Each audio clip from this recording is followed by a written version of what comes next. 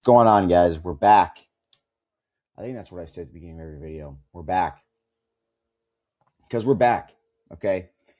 And I got another banger for you today. I actually really liked the way that the last video turned out on consistency with the Miro board stuff. So today we're going to do the same thing, but we're going to do recovery. All right. So I hope you enjoy this video. There's going to be lots of helpful information on how to recover properly, the importance that recovery plays in making gains, in proper training, and why so many people ignore it and, don't get the results that they're hoping for, right? So let's go. All right. Recovery is the missing piece. All right. The guys who train the hardest are often the ones making the least progress, right? So we're going to do just a brief overview on what is recovery, right? So recovery is where adaptation happens, right? Most guys think that more training equals more results. All right. And that's quite honestly is just not true. All right. More training without recovery equals spinning your wheels, overtraining, et cetera, et cetera. Okay. Recovery isn't a break from the work. It is the work. It's part of the work, right? Today, we're going to go deep in on the one thing that's probably costing you more progress than anything else. Really? Oh, whoops. I didn't know I could do that. Really, what is recovery? Right? That's the question that we're going to answer today. So recovery, obviously it's where adaptation happens. Your body learns to cope and recover from the work that you're doing. All right. Training is the stimulus and recovery is the response. Okay. So you need both of these to get proper training and proper progress. All right. You don't grow in the gym, you grow when you rest. Okay. Your muscles aren't growing when you're in the gym lifting. They're growing when you get home and you relax. Right. So without recovery, like I said, you're just breaking your body down, and that can lead to this overtraining syndrome. That was a terrible line, but just bear with me. Okay. And that comes with persistent fatigue, decreasing performance. You're going to be in a bad mood all the time. You're risking injuring yourself, which is like the main thing that we don't want to do, right? And you're going to hit those plateaus. All right. I talked to so many guys who are just plateaued. They're seeing maybe even a regression in their strength and endurance. And that's the last thing that we want, right? We're training so hard. Why am I not seeing any benefits from it? This is why. Okay. So we're going to go here. There's two types of recovery. All right. You got your passive recovery and your active recovery. So passive recovery, those are going to be your full on, just your chill days. All right. Do nothing, almost like a 0 day. All right. You're going to rest. You're going to sleep. You're going to fucking rot. It's going to be like a full body reset. Okay. Those days are my favorite. And you got to earn them, right? You got to earn them.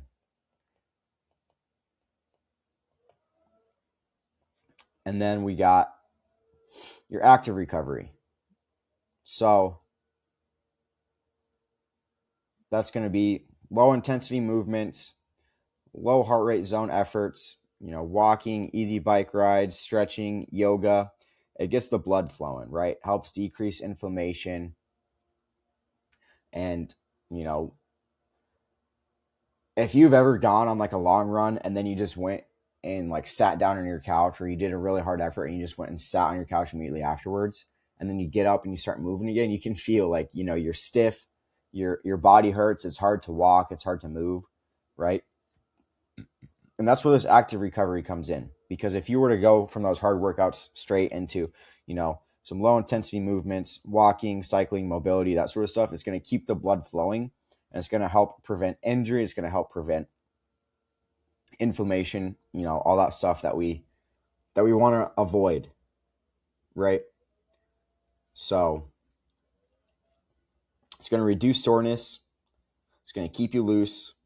And my go-to personally is just, short, really easy bike ride. Sometimes I'll just hop on my mountain bike and just kind of chill, or, a walk, mile or two walk, low heart rate zone.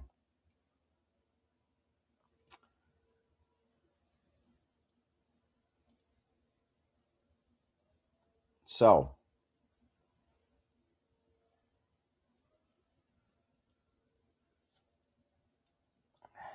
it's kind of a big one here. So the tools that you can use for recovery. Recovery tools. All right. These are the tools that I use personally, every day, every week, as often as I can, to help me keep my performance up, to help me keep my endurance up, to not help me get fatigued and sore and injured, because I've been there before and it sucks, right? So, right off the bat, the most powerful one that you can do, sleep 7 to 9 hours every night as best as you can. Okay? This is really where consistency matters. All right? It's a really powerful recovery tool. Sleep is by far the most important thing that you can do for yourself. And I really prioritize my sleep. I track it with my Garmin, and I sleep really well. All right? Not to brag, but I've gotten a couple hundred sleep scores, usually in the 90s, high 90s. So sleep, extremely important here. All right. Next, on the totem pole of importance, nutrition. Okay, I made an entire video about nutrition. So if you're having issues with that, go check it out. All right.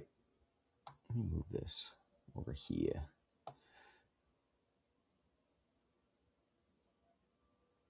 Fuel first. All right. Protein, 1 gram of protein per pound of body weight. Carbs to replenish your glycogen stores, carbs before and after lifts.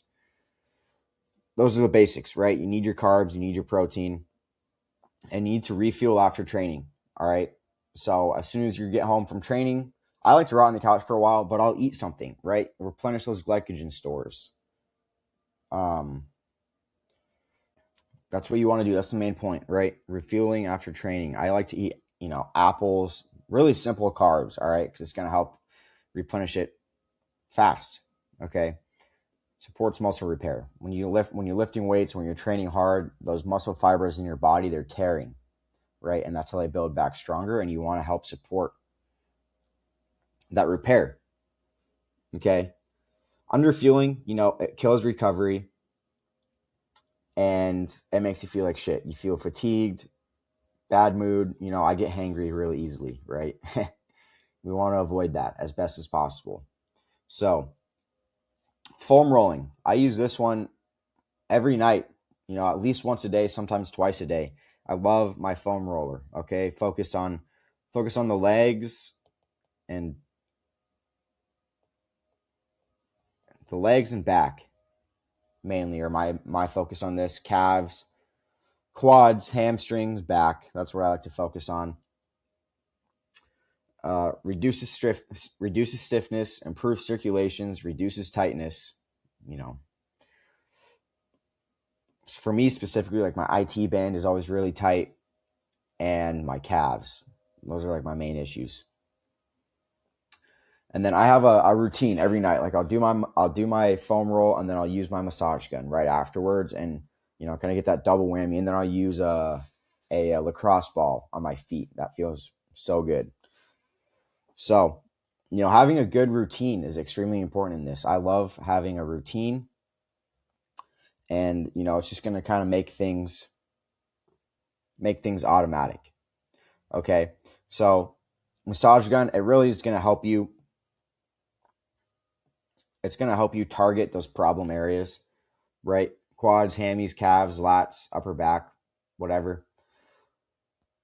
And don't do it too hard. Okay, we don't want to hurt ourselves, right? Another huge thing that I love to do as often as possible, if you have access to them, my gym here in Phoenix has them, and I love them to death. The air compression boots, the Normatec boots, those are great. Another thing, improving circulation, helps with your legs feel tight, heavy. You know, 20 to 30 minutes. That's about all you need, honestly. Sauna. I am a big fan of the sauna. Okay, heat stress. Everybody asks why is the sauna so good? I thought it like flushes toxins out of your body. Blah blah blah. Honestly, it doesn't really flush toxins out of your body. It just makes you sweat. But heat stress, it aids cardiovascular health and sleep. And doing it post workout or in the evening, like I just said, it's going to help you sleep better. It's going to help you kind of wind down for your day. And personally, when I'm in the sauna, I meditate. Like I throw in my earbuds and I listen to a meditation, and it kind of just helps me, relax. Okay.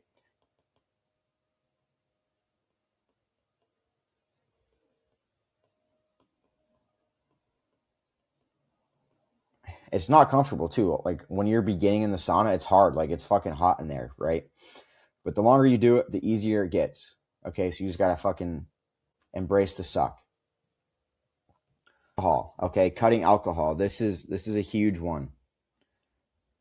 As fun as it is, all right, it's really not good for you. It wrecks your sleep. It ruins protein synthesis and recovery, and it's expensive, right?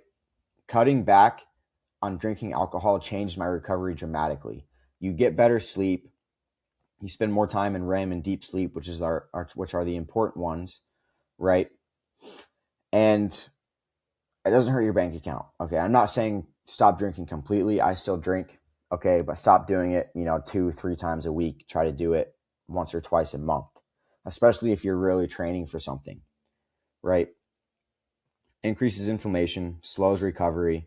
It's just not good for you. I don't know why my computer is being slow right now. This is really frustrating. Okay, we're back. My computer just like crashed, but we're good. So hopefully that last section was good. Cutting alcohol, you don't need it completely gone, but do it less often. So now we're going to move on to recovery for endurance athletes. Okay, I really experienced the importance that recovery plays being an endurance athlete when I was doing my triathlon training, when I was doing my cycling training, when I still do all that stuff. Just not to the same extent that I used to be doing it at, because I'm a lot more busy right now and I don't have any races planned. So anyways, if you're an endurance.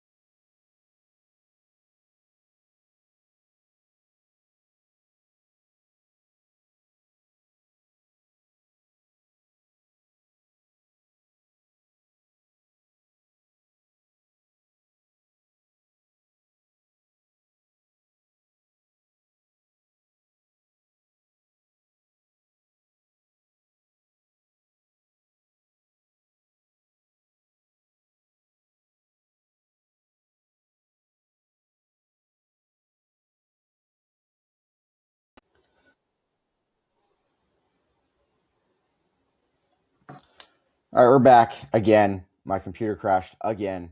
I need a new one, but I've got other priorities right now. Anyways, So, these are just a couple signs that you're not recovering properly. And I briefly talked about them in the beginning. Okay. Dreading training, you just don't want to do it. You're way too tired. You're like almost like forcing yourself too much to have to train, right? You're declining in performance. You're always sore. You can't sleep. If you have overtrained, you know what it feels like when you don't get enough sleep and you're not getting very good sleep. You just feel like dead in the morning. I've felt it before. Your mood is off. You're getting sick. Your strength is going down. And you're accumulating fatigue. Okay. These are all signs that you're just not recovering properly. And it's not good, right? Not good. So, how to build in recovery. All right. The big finale. Build it into your program. Okay.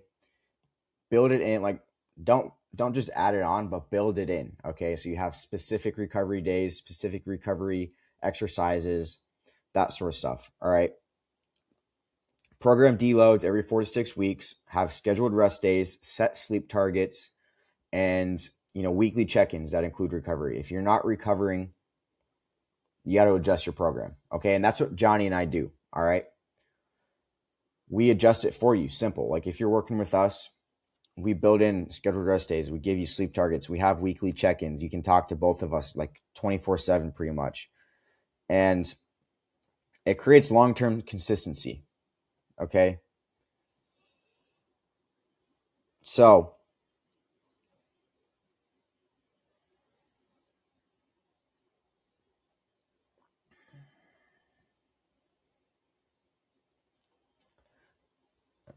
just ignore that last part. So that's pretty much the basis of recovery for you guys. It's a lot. Okay. Recovery is a lot, but at the end of the day, you need it. Okay.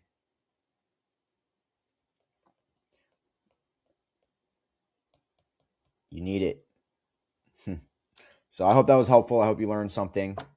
And I hope this video turned out good because my computer kept crashing. So, yeah, we'll see you next time. Check out my Instagram, check out my TikTok, blah, blah, blah, the typical stuff. Subscribe, comment, like. Bye.